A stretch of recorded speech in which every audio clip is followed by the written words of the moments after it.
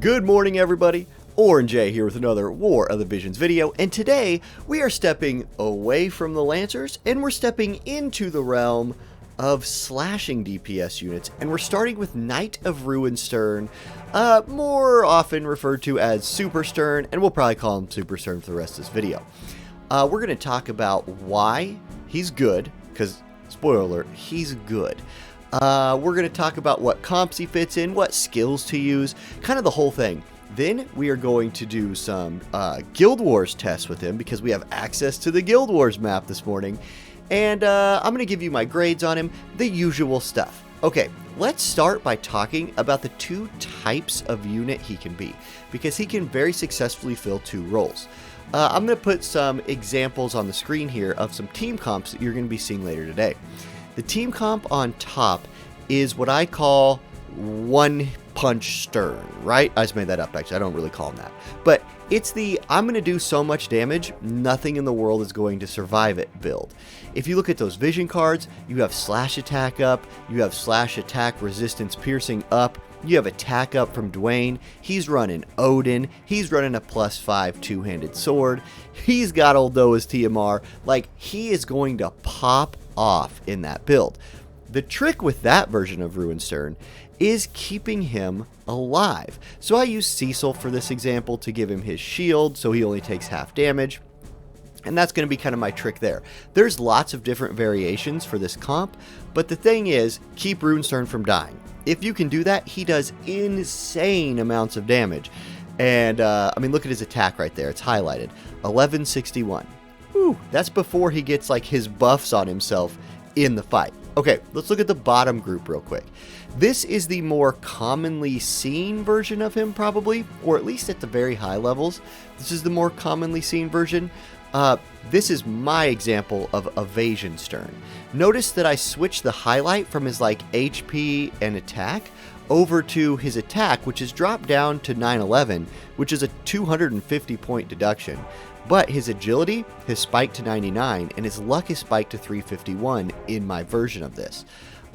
Vision cards, Shiva for evade, Ketone's card for luck, and Helena card for agility up.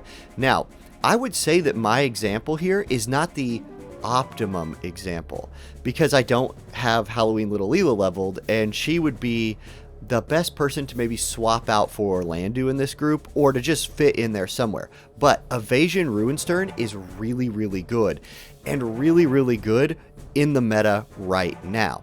So those are the two versions, right? You have let's keep you alive long enough because you're going to one-shot everything Stern. That's on top. You have Evasion Stern on bottom.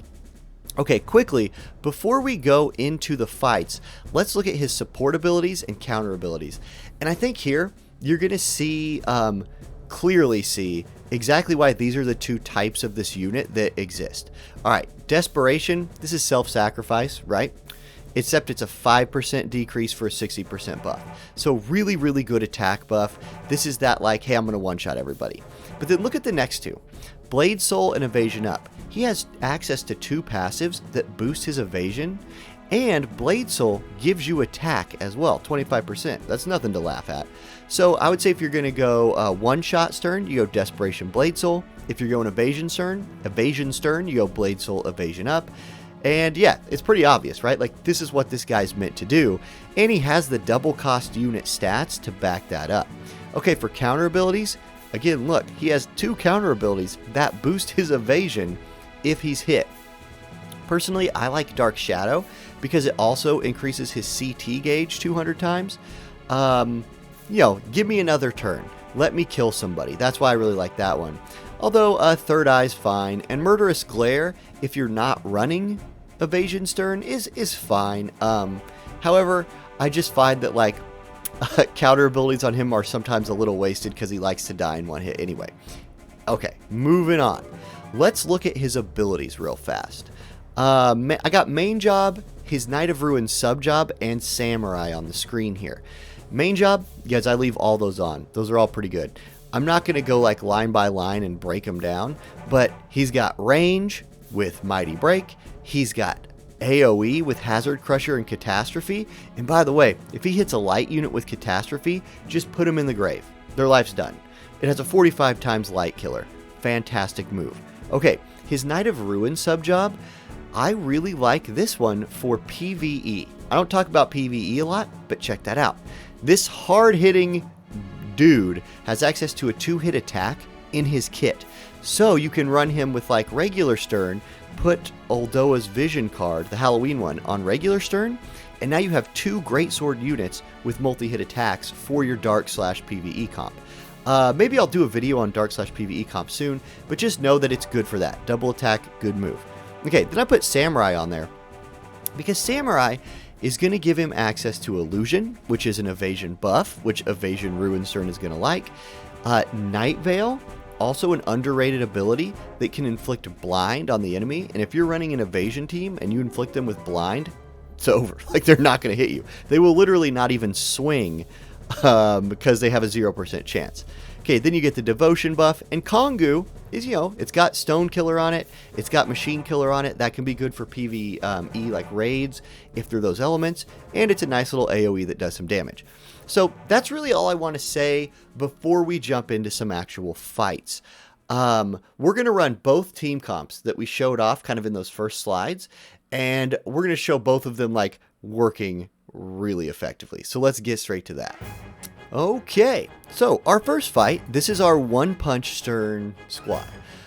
We want this Stern to just buff his attack, get attack buffs, buff his penetration, and just kill everything in one hit. If he can do that, this team will be successful. To help him with that, right, we give him that TMR for the defense pin. He's going to get Dwayne's slash attack buff. He's going to get Cecil's shield to help him try and survive some of that damage. And I feel like this is a pretty fail-safe build for at least one swing in Guild Wars, because Stern is going to get to hit something in this. We've got Dwayne in front of him. Dwayne's ready to tank. Stern, at this point, is like fully unlocked. He's got all his buffs. We're just waiting for things to get into range so he can kill him. Now, here comes the enemy team. They're getting into range. Dwayne going to soften everybody up a little bit for us. That's good. There's the, we'll top off his bravery with that. Might as well. First attack. Boom. 77-66. Now, Kane survives with 1 HP because of courage, but easily one-shot range damage right there. Now, Kane going to attack Ruinstern and does about half his HP. A little more than half. Ruinstern would have died there had he not had Cecil's buff. Okay, Cecil cleans up Kane. Now what can Ruinstern do? Well, he can absolutely remove both tanks from the enemy's team from the game. Look at the damage tracker at the bottom of the screen right now, and look at how much damage Ruinstern did in 2 attacks. This build will work. This is the one-punch, he's probably the one-punch king of physical damage units. And you can kind of see that in the numbers at the bottom of the screen. Alright, I still though think this is only his second best form. Let's go look at an Evasion team now and see what I think is like his true high-level PvP build. Alright, so for Fight 2, we have the Evasion team, and we found a team that is not running accuracy. That's really important when you're Evasion. You need to try and find people that aren't running like Aigion or some form of big accuracy buff, because they could just end up kind of messing you up. You can't take damage with these people. So what our team is doing here, and what we want them to do, is split up a little bit. Like, I want Venera off to the side, you know, dodging stuff on her own. So basically I'm trying to minimize the amount of AoEs that have a chance of hitting multiple people, because that's less total evasions I will need from my team. Now we're going to track Ruinstern's evasion on the bottom of the screen here, and boom, there you go. Okay, one nice thing about Venera real quick is she has that mixed damage type. So she's got some shots she can fire, she can also slash, and she's dodgy. Alright, we have Orlando here. He's doing Orlando things. I mean, y'all know what he does. This is really about dodging and seeing if Ruinstern can still do enough damage to carry. Alright, here's his first chance. Hazard Crusher, 3,400 damage, and procs the guts from Kane. Now, 3,400 damage is a lot less than what One Punch Stern was doing, but still enough to kill like squishy targets, for example. Okay, here's Kane's Dragon's Bane Limit Break, our first chance for Ruinstern to dodge, and he comes through. Actually, he and Orlando both dodge. Cool. Ruinstern's turn again. Hazard Crusher. Kane is finished off. Dwayne is low. So Dwayne's finished off by Orlando. Awesome. Well, he's got the TMR. But check this out here in just a second. We'll get another dodge from Venera. Cool. Now, Dwayne doesn't even attack right here. He can't hit him. He doesn't have the accuracy, so he just buffs himself. That's it. And then Runestern's like, cool, I'll walk up behind you, slap you in the back for like 700, and this fight is over. Now, for this version of the video, I recorded 2 fights because I wanted you to see how this carries over into a second Guild Wars match. Okay, so here's our second fight. We have an Agrius, Dwayne, Kane. So again, like a 2-tank setup, and it's going to be more difficult for our team to kill this team. We're going to need a lot of dodges to power through this comp. We're not running slash attack up in the group. We're not running slash attack penetration in the group. We're not even running attack up. All of our vision cards are focused on evading. So we can still win. We just need a lot of dodges from everybody, not just Ruinstern. Although he is probably he and Venera are probably our best 2 evasion units in the group as far as dodging stuff goes. So Venera starts things off, puts her damage in. Dwayne out there tanking it. Ruinstern has plenty of AP. He runs bells in this group because it gives him more agility as opposed to Oldoa's TMR, which gives none. So that's an important little adjustment to note for this. All right, Orlando immediately doesn't dodge something and is at like 10 HP. So he needs to not take any more damage. Ruinstern nerfs Dwayne's attack. That's nice. Agrius, okay, finishes off Orlando. Landu not able to evade enough in this, and he's down before he could do anything. So it looks like we're in a little bit of trouble. Venera having a hard time generating some AP and finding her way in. No problem. And then, ooh, there you go. Agrius is a great tank. And there you see Ruinstern without his like powered up vision card buffs has a tough time dealing with her. But he's evasion. This build is a lot less about one-punching people and a lot more about what you just saw 2 more of. Ruinstern just dodging everything. Ooh, okay, he gets hit once, so he's low, but he turns around and AoEs the group. Dwayne's down. It's 2v2 now. Okay, Kane going for Stern, dodges it. Excellent. Venera starting to contribute again. Agrius dodged. Ruinstern.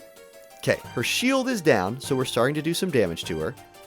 Oh, but there goes Venera. It's dodge, or it's evasion Ruinstern versus the world, and Agrius has rebuffed her shield, which means she survives another attack. Gross. Up goes Kane. Agrius heals herself and buffs more slash resist. I mean, ouch, right? Okay, down comes Kane, and down goes Ruinstern. So, did we win the second fight? No. But had this been Guild Wars, like what this map was, we got 4 stars against 2 really meta good teams, right? Like, these were strong people, and I know that because they're in my guild. You'd be happy with a 4-star day with this squad, and you used up the heck out of this enemy right here. They don't have a lot left. This Kane's sitting at 1 AP, so you'd feel pretty good about that. All right, let's move on to the last part of this video. Let's give Ruinstern some grades, in my perfect grading system, and see where he lands. So let's wrap this video up by giving our dude a score and an overall score, and let's just put those scores on the screen right now. So there you see him. Really good unit. 93 overall, and I'm going to tell you why I give him that. First of all, his damage for a physical unit, his damage is nuts. The only time he struggles to do damage is if there's like a slash tank and he's an evasion unit and doesn't have penetration. But other than that, he has a ton of damage, a ton of AoE, which is also a 95. And, you saw what One Punch Stern could do. It kills anything. And you saw what, Evasion Stern still was out there putting out the most damage in my evasion group. So AoE and damage, really high scores, like pushing that max score range. Utility, I'm going to give him a respectable 85 in utility. He has the self buffs to enable himself, and he has illusion buff for his evasion group if you want to run people who don't also run a group evasion buff, if you follow me. So 85 there, not a ton to say. He takes care of himself and helps take care of his friends. Okay, movement, he's like base 3-1, and so he's okay, but just not like great movement. Although he makes up for that in his ability to do damage from range and his ability to be really fast. Like, look at that speed score. I'm going to give him a 95. His agility, very, very high. And his agility is boosted by the fact that his best build is probably Evasion, or his best team comp is probably Evasion. And you're going to amplify his speed even more. So 95 on speed. Then durability, this one's hard to score on him. I'm going to give him an 85, but it's actually like, that's like halfway in between what he really is. In an Evasion team, his durability is really high because he dodges everything, if you can find the right fights. In a non-Evasion team, his durability is really low. It's probably more like a 65 or a 70, and you have to find ways to help keep him alive. So durability is not that great. So I put it in the middle there. I don't know. Could have put it on there twice. Whatever, you get it. So 93 overall. All right. That's what I got on Ruin's turn. Those are the ways I play him. Those are the most successful versions of him that I've seen. Yeah, if you liked this video, hey, you could support the channel by going to my Amazon affiliate link down in the chat if you're going to buy Amazon coins. Like, if you're playing this game on anything but Apple and you're not using Amazon coins, you're costing yourself money when you buy Visio or something. So use my link if you want to support the channel. Also, give me a like, give me a subscribe. I need to iron out my little shout outs at the end of the video now that I have Amazon. Whatever, I'll figure it out next time. And I'll see y'all in the next video.